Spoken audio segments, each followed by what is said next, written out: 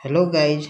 हम उम्मीद करतनी कि तू लोग अच्छा होखब। आज के इ वीडियो में हमनी के सीखे वाला बानी जा किसी भी संख्या में 11 से गुणा करने का सबसे आसान ट्रिक, यानी कि एकदम शॉर्ट ट्रिक बताइब। यानी कि 1 से 2 सेकेंड में तू बिना कॉपी पेन के भी गुणा कर सकत हो। यानी कि वो संख्या कितना भी बड़ा काहे ना होखे, ठीक है ना। वो संख्या कितना भी बड़ा काहे ना होखे ओकरा से हमें कोनो दिक्कत नहीं खे। यानी कि तू एक लॉजिक सीख जइबा तो समझा कि तू भी क्वेश्चन के बिना कॉपी और कलम उठैले कर सकत हव। तो ज़्यादा देरी ना करके चलो वीडियो के शुरू कइल जा। तो देखा है जी क्वेश्चन देले बा 254 गुणे 11, ठीक है। यानी कि 254 में क्या करे के बा 11 से गुणा करे के बा। जब भी कौनो भी संख्या में 11 से गुणा करे के होई तो यह वाला ट्रिक अपना दिया, जैसे कि हम अभी जातनी बतावे, ठीक है। यानी कि जवन जो संख्या दिले रही बड़ा वाला तो ओकरा में के इकाई अंक ज्यो के त्यों लिखिया। कहे के मतलब यानी कि इकाई अंक जवन रही ओकरा के उहे लिखिया, ठीक है। ओकरा बाद का करे के बा, अब ध्यान से एकदम समझिए। अब ओकरा आगे जाए के बा, ठीक है ना। यानी कि देखा 4 बा, 4 के आगे का बा 5 बा।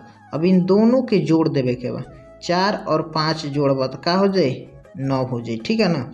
अब देखो फिर क्या करे के बा 5 और 2 के जोड़े के बा। अब है पीछे से एक एक अंक छोड़ देवे का, एक अंक पीछे छोड़ देवे का, एक अंक आगे बढ़ जाए के बा। तब 5 में 2 जोड़ाई तो का हो जाए ई हो जाए 7, ठीक है। अब देखो अब आगे अंक नहीं खे, खाली अब 2 बा, का बा 2 बा। तब जवन आखिरी के जवन अंक रही ये जी लिखा जी, ठीक है ना। यानी कि हम 254 में 11 से गुणा करब तो 2794 निकल के आ जाए, ठीक है। हम जानते हैं कि अभी तू लोग के ना समझ रही कौनो बात ना। चलो दूसरा क्वेश्चन कर जाओ, जरूर समझ में आए। अब क्या करेगा 5032 में गुणा करेगा 11 से, ठीक है ना। हम का बताइनी कि यानी कि शुरू वाला जवन यानी कि इकाई अंक जवन बा ओकरा के जियो के त्यों लिखे के बा। ओकरा बाद आगे की तरफ एक एक अंक बढ़े के बा। अब देखो 2 बा है 3 बा, तो 2 और 3 के जोड़ल जी तो का हो जाए 5 हो जाए, ठीक है ना। फिर देखो फिर क्या कर ली, अब 3 और 0 के जोड़े के बा। यानी कि अब पीछे से एक एक अंक छोड़े के बा और आगे की तरफ एक एक अंक बढ़े के बा, ठीक है ना। अब 3 में 0 जोड़ाई तो का हो जाए 3 हो जाए, ठीक है ना। अब देखो फिर 0 के बाद आगे का बा 5 बा, बाकी ना एकदम बा 5 बा। 0 में 5 जोड़ाई तो का हो जाए 5 हो जाए, ठीक है ना। अब भाई पीछे वाला एक एक अंक छोड़ा जाए के बा। अब लास्ट में जवन अंक रही ओकरा के बार जी लिख देवे के बा, ठीक है। यानी कि 5032 में हम गुणा करब 11 से तो का निकल के आई 55,352। एक राइट आंसर हो जाए, ठीक है ना। 3 नंबर क्वेश्चन बा 5004 में 11 से गुणा करे के बा। काफ़ी इंटरेस्टिंग क्वेश्चन बा, ध्यान से देखिए जरूर समझ में आए, ठीक है। अभी हम तू लोग के होमवर्क भी दे हो बनावे के, ताकि तभी तो हमारे पता चले कि हमारे बतावल चीज़ तू लोग के समझ में आवता। हम क्वेश्चन दे हब और आंसर बना के तू लोग कमेंट बॉक्स में जरूर सेंड करिए, ठीक है। कमेंट के इंतजार करब हम, ठीक है ना। अब देखो का कल जाई एकरा में गुणा कल जाए तो शुरू वाला जवन अंक बा ओकरा के जैसे के तैसे लिखा जाई। अब देखो एक आगे बढ़े के बा। अब 0 में 4 जोड़ब तो का हो जाए 4 तो होई ना। अब फिर पीछे वाला एक अंक छोड़ देवे के बा, आगे की तरफ बढ़ जाए के बा। अब 0 में 0 जोड़ब तो का होई 0 होई, ठीक है। अब हई वाला 0 छोड़ देवे के बा, आगे के तरफ बढ़ जाए के बा। फिर 0 में हम 5 जोड़ब तो का हो जाए 5 ही होई, ठीक है। फिर अब एगो अंक छोड़ देवे के बा, अब आगे बढ़े के बा तो आगे लास्ट में का बा 5। यानी कि लास्ट में जवन अंक रही वो करा के हम एजी लिख दे हम, ठीक है ना। यानी कि 55,044 ई क्वेश्चन के आंसर हो गई, ठीक है ना। उम्मीद करता नहीं कि अब तू लोग के समझ में आवत हुई। तो चलो और बड़ा बड़ा गुणा कर जाओ। अब देखो क्वेश्चन नंबर 4 बा इतना बड़ा संख्या में 11 से गुणा करे के बा। तो कौनो घबराए की जरूरत नहीं है, नियम उहे काम करी, ठीक है ना, जैसे बतैले बनी। यानी कि इकाई अंक जवन बा ओकरा के जैसे के तैसे लिख दिए, ठीक है। और आगे के तरफ एक एगो अंक जोड़त चल जाए के बा। 8 गो 6 गो जोड़ाई 14 गो, तो 14 के का होई 4 कैरी 1, ठीक है ना। फिर देखो अब 8 के छोड़ देगो, आगे की तरफ बढ़े के बा। तब 4 गो 6 गो जोड़ाई 10 गो, एगो हंसिलिया जोड़ा जी तो कब हो जाई 11 हो जाई। 11 के एक अभी हासिल 1 बार, ठीक है ना। तब देखो अब एकरा के का कर लिए 6 के छोड़ दिया, अब आगे की तरफ बढ़ जल जी। तो यानी कि अब 4 को 8 गो जोड़ाई तो कब हो जाए 12 गो। 12 को में एगो हासिल जोड़ाई कितना हो जाए 13। ठीक है, अभी हासिल एगो फिर बचता।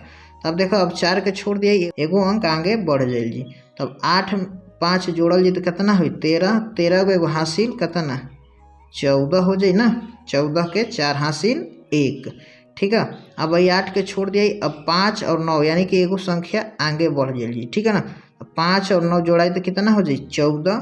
14 को एगो हासिलिया कितना 15। 15 के का लिखा है 5। फिर अभी हासिल बचता 1। अब लास्ट में क्या करे के बा, अब जवन अंक बा ओकरा के लिखे के बा। लास्ट में एक ही बा 9। 9 एगो हासिल भी लागल बा ना है 10। 9 को एगो हासिलिया जोड़ल जाए तो का हो जाए 10। यानी कि हतना में गुणा कर जाई, हमनी के क्वेश्चन के आंसर हतना निकल के आ जाए। ठीक है, तू लोग भी अपना से एक बार गुणा करके जरूर देखिए कि वाकई में हतना में गुणा कैला पे ताकि ना सही आंसर आवता कि नहीं आवता। ठीक है ना। अब देखो 75,085 में 11 से गुणा करे के बाद तब का कर जाए, इकाई अंक 5 बा तो 5 लिख दिया।